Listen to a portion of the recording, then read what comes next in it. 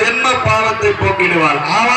அதாவது அபிராமி அந்த பட்சங்களுக்கு தான் இது ஒரு பொருளுக்கு ஒரு விளக்கம். இந்த அம்மாவுக்கு பால் கூட எடுத்து அபிஷேகம் செய்யணும்னு சொன்னா அபிஷேகம் செய்பவருக்கு அம்மா பல ஜென்ம பாவத்தை போக்கிடுவார். தேனால் அபிஷேகம் செய்பவருக்கு அம்மா திவ்ய தரிசனத்தை கொடுப்பவன். அப்பேற்பட்ட மகராசி அதை பெற சக்தி அவள் நாடி வருகிறார். அங்கமெல்லாம் புள்ளரிக்க அசைந்து வருகிறார்.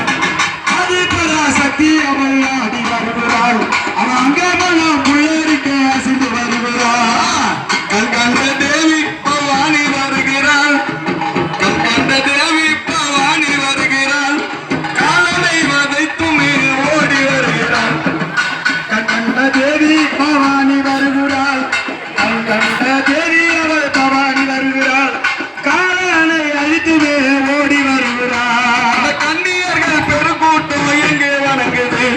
மேல்மருவத்தூர்ல இருக்கக்கூடிய மங்கள் எல்லாம் ஒன்று கூடி அம்மாவுக்கு எப்பேற்பட்ட அபிஷேக ஆராதனை நடக்குது பாத்தியா? ஆமா ஆமா. கன்னியர்கள் பெருக்கூட்டம் எங்கே வணங்குது. அந்த கருணையுள்ள பவானி காலில் வணங்குது. கன்னியர்கள் பெருங்கூட்டம் எங்கே வணங்குது. கருணையுள்ள பவானி அம்ம காலில் வணங்குது. சவரலி சங்கு புஷ்பம் எங்கே மணக்குது. சவரலி சங்கு புஷ்பம் எங்கே மணக்குது. சக்தி அவள் மேனியில தானும் மணக்குது. பூத்தாலும் நீ மாதுளம்பு நிறத்தாலும் நீ.